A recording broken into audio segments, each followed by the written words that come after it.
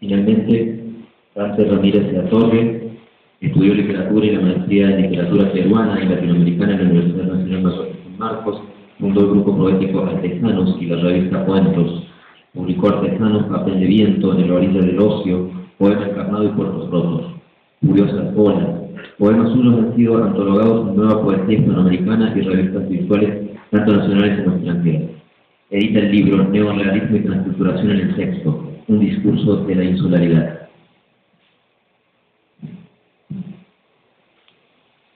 Buenos días. El título de mi ponencia es La poética neorrealista en el texto, la construcción de la marginalidad. La novelística de Arguedas ha evolucionado hacia un sincretismo en el que la figura del mestizo modula la renovación de nuevos escenarios marcados por una modernidad articulada a un nacionalismo de amplia base. Bajo esta perspectiva, analizamos la novela del texto, en la cual efectuamos una aproximación textual e ideológica desde los estudios culturales. Nos centramos en la conformación del sujeto subalterno para develar la formación de la sociedad carcelaria, en cuyo orden lo indígena sobrevive en sus tradiciones a partir de la idiosincrasia del mestizaje. Validamos para el efecto los postulados del discurso del poder de Foucault, que nos permite descubrir la actitud neorrealista que gobierna la novela en su construcción de un universo marginal y solidario, a partir de la manifestación de una sociedad en decadencia. Destacamos, además, el modo en que el narrador establece que la prisión está diseñada para disciplinar el cuerpo y el alma. Es así que el cuerpo está directamente inmerso en un campo político de relaciones de poder y de dominación, de modo que las jerarquías al interior del penal nos entregan el marco del horror adecuado a los objetivos de denuncia del neorrealismo. La marginalidad en el texto. En esta lectura neorrealista del texto, estableceremos niveles jerárquicos o tópicos confrontables para efectuar un estudio de la marginalidad en el lugar penitenciario, la cual se da a través de la degradación de que son objeto los presos, específicamente los vagos. También por la constante pugna entre los presos del primer piso, los corruptos, y los del tercer piso, los políticos. Son divisiones subjetivas de cada piso, tal como lo realizó Antonio Cornejo Polar. Cito: en el primer piso están los criminales más peligrosos y los vagos. En el segundo, los delincuentes no avesados. En el tercero, los presos políticos. Fin de cita. Este ordenamiento por piso va de acuerdo a la gravedad del delito cometido. Además, sirve para ordenar y exponer de manera directa y cruda los sucesos y desavenencias humanas en la construcción de un sujeto libre y moderno. De este modo, acercándonos a la dimensión insolidaria de la sociedad, Giampiero Brunetta argumenta que, cito: el neorrealismo descubre que no existe distinción entre público y privado, yendo al descubrimiento de un pueblo entero, de un país desconocido. Los autores registran ante todo, en su variedad y variabilidad, formas inéditas de comunicación verbal y gestual, y de interacción del hombre con el propio ambiente. Logran hacer hablar las miradas, los silencios y los objetos. Fin de cita. Planteada la estrategia, reseñaremos los tópicos que se formulan en la novela, para procurar invertir las jerarquías establecidas, formulando un nuevo orden para demostrar el grado amoral y sistemático de corrupción que se opera dentro del texto cárcel. Este objetivo no permite forzar al texto, es el texto el que nos lleva a realizar inversiones en base a esquemas de antagonismos sociales recurrentes en la prisión, por su función de encarnar a una sociedad moderna en oposición directa con el Ande. Estas sociedades antagónicas representan todo orden de inversión jerárquica, en cuanto producen individuos en conflicto, los cuales entran en contienda consigo mismos y con su componente social. Proponen, repelen y desestabilizan toda función de una sociedad armónica, para dar paso a una contracultural en debate. El primer tópico de corrupción.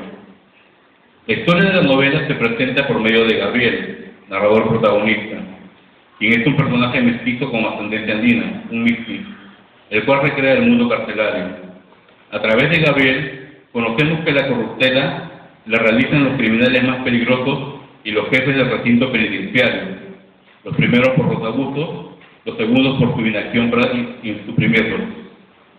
El tema de la corrupción es crucial en la novela, debido al carácter estructural del abuso, tales como violaciones, palizas contra los vagos, comercio homosexual, explotación de los gringos hacia los serranos en los Andes.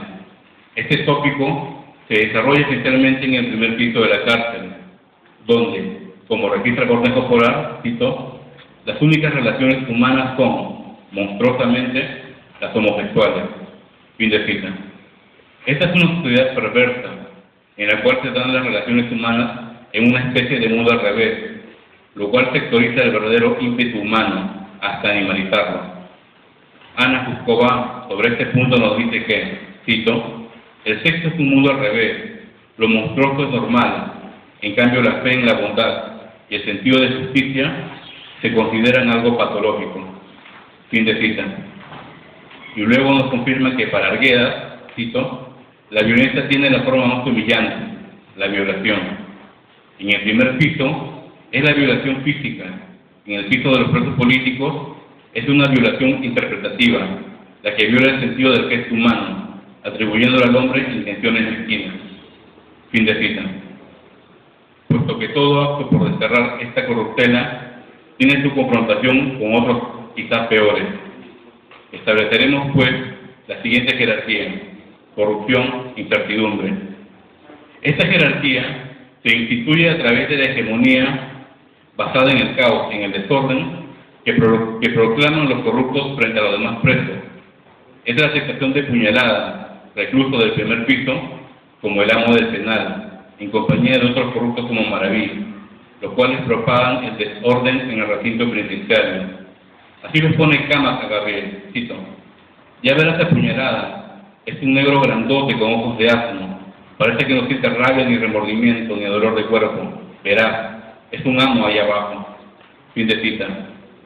Eslavo Guillet argumenta que, cito, no debemos respetar al otro por la ley moral universal que habita en cada uno de nosotros, sino por su núcleo patológico máximo, por el modo absolutamente particular en que cada uno de nosotros sueña su mundo, organiza su voz. Fin de cita. Entiéndase que el otro no solo es aquel que se tiene al frente, el otro proviene de toda una construcción cultural compleja, donde el fenómeno del conocimiento no proviene solo de los sentidos, pues los sentidos nos forman una imagen externa y superflua, y justamente en la cárcel, este otro viene de otra cultura, de otra concepción social. Por tanto, su nivel moral y ético no serán los mismos que la del resto de individuos. En el texto, esos niveles morales están en decadencia, y sus individuos, los otros confrontables, están en constante detrimento y rivalidad. Por ello, el orden jerárquico en el primer piso se configura Puñalada vagos, puesto que Puñalada domina a los vagos y a otros presos, pero en el tercer piso, este orden no lo es tal. Ahí el orden se refleja presos políticos Puñalada, porque ellos ven a Puñalada como un ente del mal, y a los vagos como débiles, que no pueden liberarse de los abusos. Pero volviendo al orden jerárquico primero, corrupción e incertidumbre, este polo se puede invertir, porque esa incertidumbre la representan los presos políticos y algunos presos del segundo piso, quienes entablan una lucha por exterminar la lacra de la corrupción, y en cierta medida dan grandes avances, ya que generan cierto respeto de parte de los corruptos. Entonces, el orden jerárquico se puede invertir a incertidumbre y corrupción. Pero esta lucha es ideológica y no conquista frutos, porque los pedidos de estos representantes del bien no son aceptados. O como propone Víctor Bich, cito, la violencia también surge cuando la palabra ya no funciona, cuando algo de significado se ha perdido y cuando éste ya no responde ni explica nada. Fin de cita. La palabra estatuida del orden se degrada hasta formar el desorden carcelario que, inclusive, es usado por los entes gobernantes del espacio físico y legal de la prisión. Los sujetos políticos que se agrupan y usan la palabra en forma de pedido son humillados por el comisario que ironiza sobre los pedidos que estos postulan, es decir, la lucha en contra de los entes corruptivos es nula ante el caso omiso de los jefes que gobiernan el recinto carcelario. En vez de castigar y desterrar a los culpables, los solapan y defienden. La corrupción deja de ser entonces un mal individual para llegar a ser el símbolo de un mal colectivo dentro de la prisión.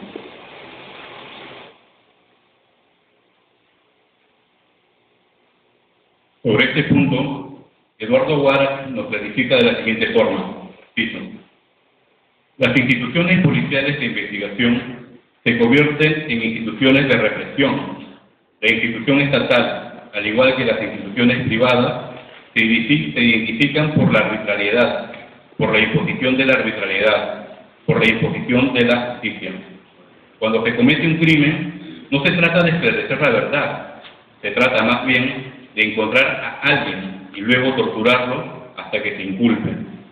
En la implementación de la justicia concilian sus intereses los representantes de las instituciones represivas y los grupos dominantes de la ciudad. Fin de cita. Todas estas inversiones de jerarquía son negaciones de la primera, en el sentido de que cada una se enfrenta a su contraparte. Otro punto que se establece como jerarquía es el denominado racismo.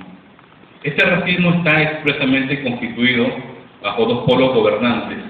Cada polo de pugna, corrupción y los que luchan frente a ella están representados bajo signos raciales. Es como Vargas Llosa lo articula de manera polar, cito: todo lo que hay de depravado, inmundo y vil en la prisión es costeño. Los que degradan a los demás y se degradan y representan los abismos del comportamiento humano como puñalada son negros o zambos. Los oficiales cínicos y corruptos o el sanguinario soplón apodado El Pato son criollos, sin duda limeños. En cambio, los espíritus generosos y nobles son serranos, por lo menos provincianos. Fin de cita. Centraremos este racismo bajo el orden jerárquico que domina la prisión, limeño-serrano, el cual se expresa en la novela a través de la percepción protagónica de Gabriel. Este punto es desarticulable. La mirada neorrealista y solidaria, en ese sentido, invierte la jerarquía a serrano-limeño, no tanto por la carga valorativa que se le otorga a los sujetos serranos puros, sino porque es el acto de un serrano el que invierte dicha jerarquía.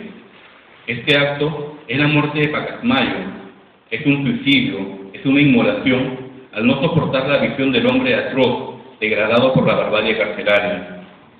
Pacasmayo se lanza del tercer piso hacia la celda de Clavel, asqueado por este comercio penal del hombre por el hombre. Decimos que este acto invierte la jerarquía porque, según Roland Forgues, cito: en el texto es tema de que la muerte de Cama provoque disturbios, lo que empuja a las autoridades a aceptar el cierre de la celda que sirve de burdel al negro. Fin de cita.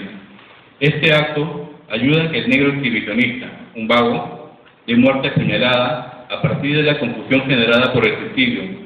Pero este acto no termina la corrupción, ya que esta jerarquía no es permanente, se reinvierte al limeño serrano, porque la corrupción sigue, el comercio homosexual se da entre rejas. Además, el guardián de Clavel, un homosexual, imita el canto de puñalada, revelando que ocupará su lugar como amo del penal. Por ende, la corrupción y la lucha frente a ella se configura como una presencia-ausencia constante. Es innegable que dentro de la novela aparecen rituales o efectos rituales que son propios de la degradación de sus individuos, tales como los que sufren los vagos, el japonés y el pianista, quienes son sujetos de sujeción y opresión por parte de los entes dominantes, al ser ellos los entes más relegados dentro de la prisión. Hay una inversión del orden moral y efectiva de su mundo, en el cual no se les permite ni defecar o comer con normalidad. Esta normalidad es ironizada en la cárcel. Cuando el japonés va a defecar, Puñalada y sus seguidores arman toda una parafernalia para que mientras este defeque, el pianista fija a tocar una melodía en su costilla. O cuando se reparte el rancho, los sobrantes son lanzados hacia los vagos, los cuales cogen la comida entre sus manos o en algún cartón que posean, y hasta lamen y pelean por las obras que caen al suelo. La supervivencia de estos seres es una dantesca escena que se repite circular e infinitamente. Estas son unas constantes en la novela y cobran su grado de ritual al ser un elemento propio de la marginalidad que se invierte hasta animalizar a estos individuos, dándonos un cuadro jerárquico de trastorno de lo moral. Según Bakhtin, podremos llamar carnaval a lo que se asocia a las fiestas populares, donde las jerarquías se invierten, los opuestos se mezclan y los sagrados se profanan. En la novela, estas fiestas son rituales, propios de la clase corruptora por sobre la corrompida, para armar el grado de decadencia que se refleja en la cárcel. Así Ramafelden aclara que, cito, las fiestas asociadas con el carnaval son populares y colectivas. En estas, las jerarquías se invierten, los locos se vuelven sabios, los reyes en mendigos. Los opuestos se mezclan, fantasía y realidad, cielo e infierno, y los sagrados se profanan. Se proclama una festiva relatividad de las cosas. Fin de cita.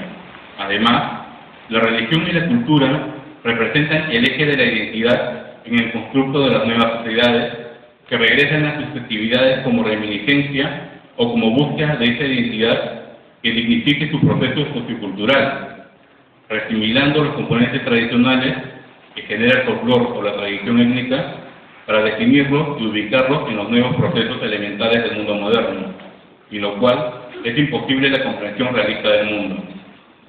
Con respecto al comercio homosexual, es clave que sufre estas atrocidades.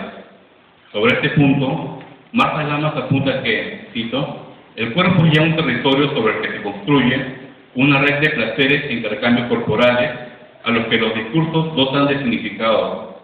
Podemos pensar que las prohibiciones y sanciones que le dan forma y direccionalidad a la sexualidad que la regula y reglamenta puede ser transformado. Fin de cita.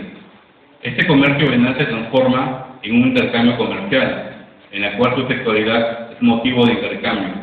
En este sentido, Zizek nos aclara que, cito, esta corporalidad inmaterial del cuerpo dentro del cuerpo nos ofrece una definición precisa del objeto sublime, y es únicamente en este sentido que la noción psicoanalítica del dinero como objeto prefálico anal es aceptable, siempre que no olvidemos hasta qué punto esta existencia postulada del cuerpo sublime depende del orden simbólico, del dinero. Fin de cita. Hay otro ejemplo de abuso, como anotábamos líneas arriba, que se marca en extramuros, pues sucede en la serranía peruana. Los presos serranos evocan su mundo y su problemática, donde los gringos, los empresarios mineros, abusan contra los indígenas, los mineros. Los gringos explotan la riqueza nacional para beneficio propio, abusan de sus trabajadores, a los cuales les pagan un miserable sueldo y les otorgan un estado de vida inhumano, visto esto desde la perspectiva crítica de los personajes evocadores de este mal. El último punto resaltante de la corrupción está representado por las violaciones. Ejemplo de esto es el perpetrado a Livio por puñalada y sus secuaces. Esta violación colmó la paciencia de Gabriel, pues Livio era tan solo un niño. Es a partir de este punto que la lucha y represión toma forma, pero solo será una ilusión romántica, porque esta corrupción y estos abusos renacen en un tiempo cíclico, propio del discurso neorrealista, donde la verdad, como categoría de posición y dominación, es decir, de coerción, la obtienen y divulgan los sujetos opresores, los que tienen el poder. En nuestro caso, la verdad carcelaria degradante domina la novela, y son los sujetos enajenadores los que la poseen.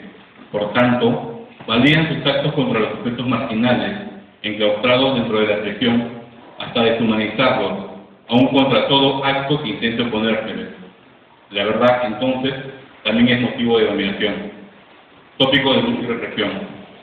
En el texto cárcel, es el texto cárcel el lugar donde se reasignan a los sujetos y se redefinen bajo el orden de la corrupción, diametralmente opuesto a la intencionalidad simbólica de reagruparlos, dominarlos y reintegrarlos a una nueva sociedad, suministrados por el orden y las buenas leyes.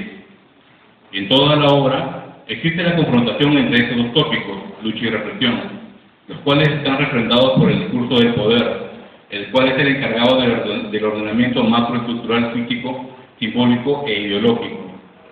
Esta confrontación la marcan esencialmente los presos políticos contra los presos del primer piso. En el texto, lo que se resalta son los hechos, tópicos confrontables, al ser estos propios de la contracultura carcelaria. El narrador, en este caso Gabriel, es quien estructura el espacio y el escenario de acuerdo a dos elementos modales: su sensibilidad adquirida como experiencia carcelaria, al ser un sujeto bicultural que expone la denuncia de los sujetos teológicos y la marginalidad corrosiva dentro de la prisión, y la comparación distintiva entre esta experiencia reflejada en el alma y la sensibilidad de los personajes penitenciarios, lo cual, si bien los nivela en cuanto hacen visible el caos corruptor, deforman todo ímpetu humano al confrontarse contra su destino social a falta de una identidad transcultural que la cárcel ya delinea el sujeto mestizo. En el primer piso del texto se realizan los abusos y degradaciones, pero es en el segundo y tercer piso donde algunos de sus integrantes toman conciencia sobre estos actos y luchan o intentan luchar por erradicarlos. Entre estos personajes se encuentra Gabriel, Camas, Pacasmayo y el Piurano, todos personajes serranos o provincianos como el Piurano, pero que se articulan al mundo del Ande, o mestizos con ascendencia andina como Gabriel. Es decir, la lucha la establecen los que de alguna manera están cercanos a la idiosincrasia y al valor de lo andino. Estos personajes, dejando por un momento su filiación política, se unen con un solo propósito: erradicar la lacra del mal, representada aquí por los costeños. Este es un tópico constante. La lucha la entablan los presos políticos y algunos del segundo piso, y la represión la entablan las autoridades corruptas. Así, Rodrigo Montoya argumenta que, cito, en el texto, Arguedas ofreció un crudo retrato del conflicto político entre artistas y comunistas, en el contexto de una cárcel para presos comunes. El conflicto se multiplica si se toma en cuenta las tensiones y problemas existentes entre costeños y serranos, de un lado, entre negros y serranos indios de otro. Fin de cita. Estableceremos pues la jerarquía referente a los partidos políticos que predominan en la cárcel, los cuales son el APRA y el comunismo, además de un partido sui generis al que denominamos ni APRA ni comunismo, encarnado por Gabriel. Estos partidos se encuentran en constante pugna, pero estableceremos la jerarquía APRA-comunismo, porque es el APRA quien predomina al inicio de la novela. Esta jerarquía se ve alterada de este comunismo APRA, porque Gabriel siente simpatía por el comunismo, mas no se entrega a ellos. Este orden sigue un parámetro y va en un sentido horizontal, APRA-comunismo y ni APRA ni comunismo, porque aparte de la pugna ideológica entre ellos, hay algo que los une: el deseo de desterrar la lacra de la corrupción que existe en el primer piso. Existe también la jerarquía entre los niveles físicos de la cárcel, primer piso, tercer piso. Este orden, como notamos, se invierte al tercer piso, primer piso, mas no se puede deconstruir en el sentido de negarlo. Además, no debe existir comunicación entre ellos, porque al originarse genera cierto destino trágico, ya que son rivales a ser parte de la contracultura en debate. Bueno, voy a cortar por motivo de tiempo, me voy a las conclusiones. Estoy dejando de lado, ya lo leerán en las cartas. Conclusiones de ponente. Arguedas, en esta novela no destaca por el tratamiento del aspecto indigenista, sino que, al juntar ese aspecto, más la denuncia del abuso en una sociedad carcelaria, con seres marginales e insolidarios dentro del marco del horror en un universo moderno, capitalista, mestizo y neorrealista, la sociedad peruana trasciende sus propios límites. Además, esta obra es una defensa a favor de los seres marginales, tanto indígenas como todo individuo desposeído recalado en la cárcel. Entonces, su tesis trasciende al universalizar los abusos en una actitud sincrética que nos lleva a nuevos componentes, tales como ubicar al indígena en el universo criollo mestizo, en el cual el sujeto moderno, el mestizo, es el eje modulador y moderador de las acciones, puesto que está imbuido en un debate cultural interno y externo, al asumirse dentro de ambas culturas, la occidental y la quechua, y al no sentirse representado por ninguna en concreto, aunque su mirada ya se acerca a la modernidad, puesto que observa que la sociedad se moderniza tanto como se modernizan los individuos y las tradiciones, pero de alguna forma contiene y une esta contienda cultural al ser ellos representaciones legadas de ambas culturas. En nuestro caso específico, Gabriel representa este mestizaje con ascendencia andina, y se reconoce y se asume como tal dentro de la selección, y observa que la modernidad está ganando. Por ello articula un discurso en el cual esta modernidad se suma a favor de los individuos, no para segregarlos, sino para armonizarlos en el cambio capitalista que se impone. Es decir, observa diferencias sociales en este orden secular y plantea una convivencia cultural sin jerarquías para los individuos sociales. Gracias.